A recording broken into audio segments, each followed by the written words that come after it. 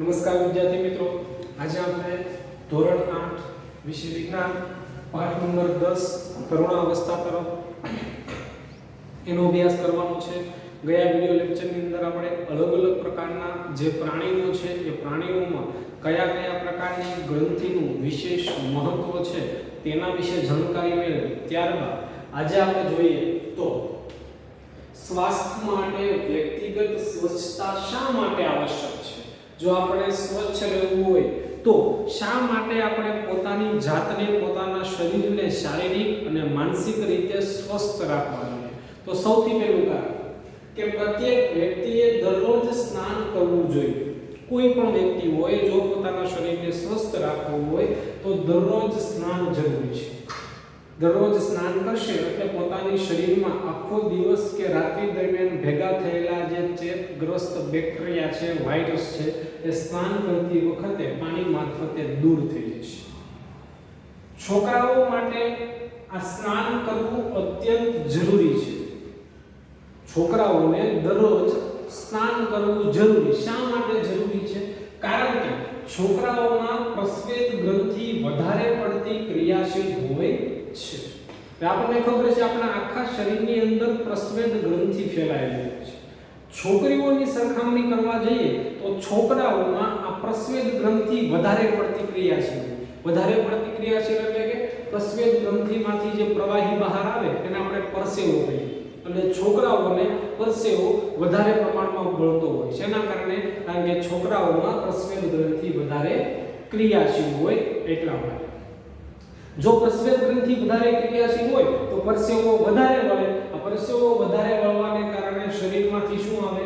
દુર્ગંધ, ખરાબ વાસ આવે. છોકરાઓને શરીરમાંથી શું આવે? ખરાબ વાસ આવે. અને ખરાબ વાસ આવવાને કારણે શરીર ઉપર આ બધી વસ્તુ જમા થાય અને પરિણામે વાયરસ કે બેક્ટેરિયાનો ચેપ લાગે અને જેના કારણે આપણું શરીર છે એ કોઈ રોગને આમંત્રણ આપે. એટલા માટે છોકરાઓએ અથવા તો છોકરીઓએ દરરોજ સ્નાન કરવું ખૂબ જ આવશ્યક છે. ત્યાર પછી આવે છે સ્નાન કરતી વખતે શરીરના દરેક ભાગોને સાફ કરવા જોઈએ. શરીરના દરેક ભાગો વ્યવસ્થિત સાફ કરવાથી કોઈ પણ બેક્ટેરિયા કે વાયરસનું સંક્રમણ થવાની શક્યતા રહેતી નથી. છોકરાઓએ પણ સાફ વ્યવસ્થિત રીતે દરરોજ સ્નાન કરવું જોઈએ. હવે છોકરીઓની વાત કરીએ તો છોકરીઓ જે સમયગાળા દરમિયાન ઋતુસ્રાવના સમયગાળામાંથી પસાર થતી હોય એટલે કે ઋતુસ્રાવ દરમિયાન વિશેષ ધ્યાન રાખવું જોઈએ કે છોકરીઓએ સ્નાન કરતી વખતે જ્યારે ઋતુસ્રાવના સમયગાળામાંથી પસાર થાય છે એ સમયગાળા દરમિયાન એને સ્નાન કરવામાં વિશેષ ધ્યાન રાખવું જોઈએ. શા માટે? કારણ કે ઋતુસ્રાવ દરમિયાન પોતાના શરીરમાંથી જે ગર્ભાશયની દીવાલ અને રુધિર વાહિનીઓ તૂટે છે તો એમાંથી ખરાબ રુધિર બહાર નીકળે છે. જો આ ખરાબ રુધિર શરીરના કોઈ પણ ભાગ ઉપર જમા થાય તો બેક્ટેરિયા કે વાયરસનો ચેપ લાગવાની શક્યતા 100% રહે છે. એટલા માટે ઋતુસ્રાવ દરમિયાન સ્ત્રીઓએ પણ સ્નાન કરવાની વિશેષ કાળજી લેવી જોઈએ. એના પછીનો સવાલ આવે છે ડ્રગ્સથી દૂર રહેવું જરૂરી છે.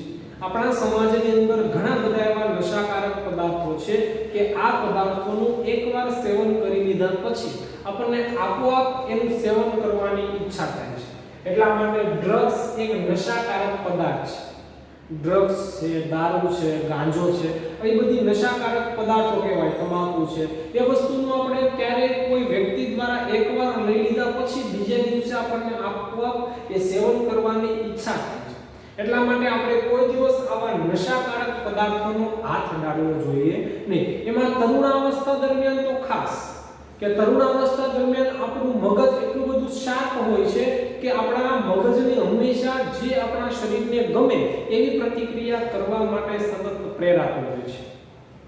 ડ્રગ્સનો એકાદ વખત પણ ટેસ્ટ માટે કરેલો ઉપયોગ મુશ્કેલી સર્જે છે. ડ્રગ્સ અથવા તો કોઈ પણ નશાકારકનો પદાર્થ છે એનો તમે એકવાર ટેસ્ટ આપણે એમ કહીએ કેવું લાગે છે એકવાર લઈએ તો ખરા, આવું એકાદ વખત પણ તમે એનો ટેસ્ટ કરો તો શું થાય છે તો કે એ વસ્તુ આપણને મુશ્કેલીમાં મૂકી દે છે. આપણી જિંદગી છે એ બરબાદ કરી નાખે છે. તેનું એકાદ વખત સેવન કરવાથી સતત લેવાની ઈચ્છા થાય છે. મેં તમને વાત કરીને હમણાં કે આપણે એક જ વખત ટેસ્ટ માટે કેવું લાગે છે એવા એના માટે પણ લીધું હોય પણ એકાદ વખત આપણે લઈએ ને પછી બીજે દિવસે એટલે આપણા મગજમાં તરત એ વસ્તુ યાદ આવે કે ગઈકાલે મેં પેલી વસ્તુ નશાકારક વસ્તુ લીધી હતી, મને બહુ મજા આવી, તો હવે પાછી મારે એ વસ્તુ લેવી જોઈએ. તો એકાદ વખત પણ સેવન કરવાથી શું થાય છે? લેવાની ઈચ્છા થાય છે. તેનાથી તણાવ મુક્તિ અને સારાપણાનો અનુભવ થાય. ડ્રગ્સનું કામ શું છે? આપણા શરીરની અંદર જાય અને મગજ ઉપર અસર કરે. મગજ ઉપર અસર કરવાને કારણે આપણા મગજની અંદર જે કંઈ ટેન્શન છે એ ટેન્શનને ભૂલાવી દે. એટલે આપણને શું થાય કે આખી દુનિયામાં હું સૌથી સારામાં સારો વ્યક્તિ છું. આપણે કોઈ પણ પ્રકારના ઢોંગ કરીએ, શું કરીએ, આપણને કોઈ ખબર હોતી નથી. ક્યારેક તમને ખબર હોય રસ્તા ઉપર તમે જતા હોય અને કોઈ દારૂ પીધેલી હાલતમાં કોઈ વ્યક્તિ જતો હોય તો એની હાલવાની રીત કેવી હોય, એ કેવા પ્રકારના ઢોંગ કરતો હોય, શું કરતો હોય, પણ એને કોઈ પણ પ્રકારની વસ્તુની ખબર હોતી નથી. શા માટે? કારણ કે એને નશાકારક પદાર્થ જે શરીરમાં નાખેલો છે એની અસર મગજ ઉપર ગઈ છે અને મગજ આખા શરીરનું કંટ્રોલ ગુમાવી દે છે. એટલા માટે આવી બધી વસ્તુ લેવાથી શું થાય તો કે તણાવ મુક્તિ, આપણા મગજની અંદર ચાલતું જે ટેન્શન છે એ ટેન્શન પણ દૂર થઈ જાય અને આપણે સૌથી બેસ્ટમાં બેસ્ટ વ્યક્તિ છીએ એવો આપણને અનુભવ થાય. એકવાર આપણે લઈ લીધા પછી શું થાય? તેની આદત પડી જાય. આપણને દરરોજ લેવાની આદત પડે અને એનાથી શું થાય છે? આપણને નુકસાન થાય છે. એકવાર આપણે લઈ લીધેલા પછી આપણને દરરોજ લેવાની આદત પડે અને એનાથી શું થાય? આપણને નુકસાન થાય છે. એટલા માટે ખાસ તરુણાવસ્થા દરમિયાન આ બધી નશાકારક વસ્તુઓથી દૂર રહેવાનું. પણ અત્યારની જે નવી આવતી પેઢી છે એ પેઢીઓ અલગ અલગ પ્રકારના નશા કરે છે. ઘણી બધી વાર આપણે જોયું હોય કે કોઈ બાળક છે, કોઈ તરુણાવસ્થામાં રહેલો કોઈ વ્યક્તિ છે, પોતાની સોસાયટીના મિત્રો સાથે સિગારેટ પીવા જતો હોય, કોઈને ખબર ન પડે એટલે પાછળના ભાગમાં બેસીને પીતા હોય. આપણને એકાદ વાર પીએ પછી બીજી વાર શું થાય? આપણને પીવી જ છે, અંદર મગજમાંથી શાંત ન થાય. મગજ એમ થાય કે વસ્તુ તું લઈ જ, આપણી પાસે પૈસા ન હોય, પૈસા ન હોય તો આપણે શું કરશું? પૈસા મેળવવા માટે ચોરી કરશું. એટલે આપણામાં અલગ અલગ પ્રકારની ખરાબ આદતો ઉદ્ભવે એ પહેલા આવા નશાકારક પદાર્થોનો ક્યારેય ઉપયોગ કરવો જોઈએ નહીં. એને વિશે એક રોગ છે એડ્સ, કયા વાયરસથી થાય અને તેનો ફેલાવો કઈ રીતે થાય? એડ્સ રોગ કયા વાયરસથી થાય? ટૂંકમાં પૂછશે તો એડ્સ છે એ એચઆઈવી નામના વાયરસથી થાય છે.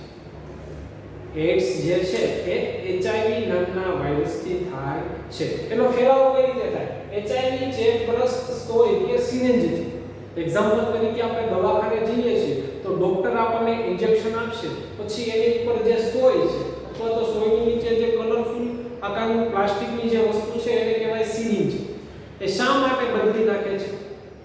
તો કોઈ એચઆઈવી ગ્રસ્ત વ્યક્તિ છે એને જ્યારે સોય જેના શરીરમાં નાખે છે ત્યારે એચઆઈવી ના જે કંઈ અલગ અલગ પ્રકારના બેક્ટેરિયા કે વાયરસ જે છે, એચઆઈવી વાયરસ છે, આ સોય કે સિરિંજમાં દાખલ થઈ જાય છે અને પછી એની એ જ સોય કોઈ બીજા દર્દીને લગાડવામાં આવે તો એ એચઆઈવી ના જે વાયરસ છે એ બીજા દર્દીમાં જાય છે અથવા તો અન્ય કોઈ રોગના વાયરસ છે એ બીજા દર્દીમાં ફેલાવો કરે છે. એટલા માટે ડોક્ટર શું કરશે?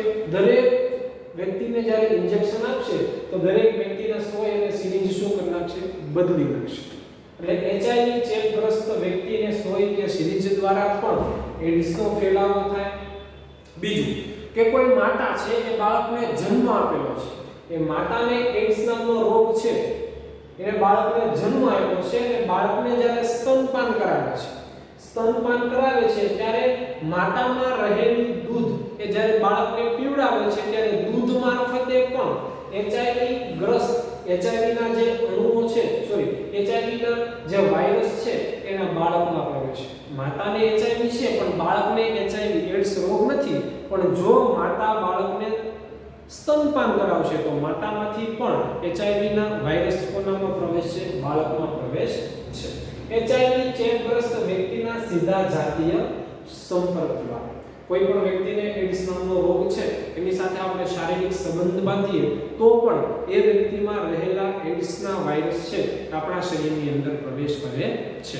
તો વિદ્યાર્થી મિત્રો, એચઆઈવી વાયરસ છે એ સોય કે સિરિંજ દ્વારા માતામાં હોય તો સ્તનપાન કરાવવાથી બાળકમાં અને કોઈ વ્યક્તિના સીધા શારીરિક સંબંધથી આપણી અંદર પ્રવેશ કરે છે. તો વિદ્યાર્થી મિત્રો આજે આપણે શા માટે આપણે વ્યક્તિગત સ્વચ્છતા જરૂરી છે એના માટેનો અભ્યાસ કર્યો. પછી અલગ અલગ પ્રકારના નશાકારક પદાર્થોથી આપણે શા માટે દૂર રહેવું જોઈએ એના વિશે આપણે શીખી ગયા. અને એડ્સ જે છે એ કયા વાયરસથી ફેલાય છે અને સાથે સાથે એનો ફેલાવો કઈ રીતે થાય છે એના વિશે ચર્ચા કરી. વિદ્યાર્થી મિત્રો પાઠ નંબર 10 અહીંયા આપણે પૂરો કરીએ છીએ. અને પછીના વિડિયો લેક્ચરની અંદર આપણે નવા પાઠની ધમાકેદાર શરૂઆત કરીશું. તો તમારી સામે જે સરસ મજાની સ્ક્રીન છે એનો તમે સ્ક્રીનશોટ લઈ લો. એટલા માટે વિડિયો જોયા પછીનો જે કંઈ સમયગાળો છે એમાં તમે સરળતાથી એનો અભ્યાસ કરી શકો. આભાર.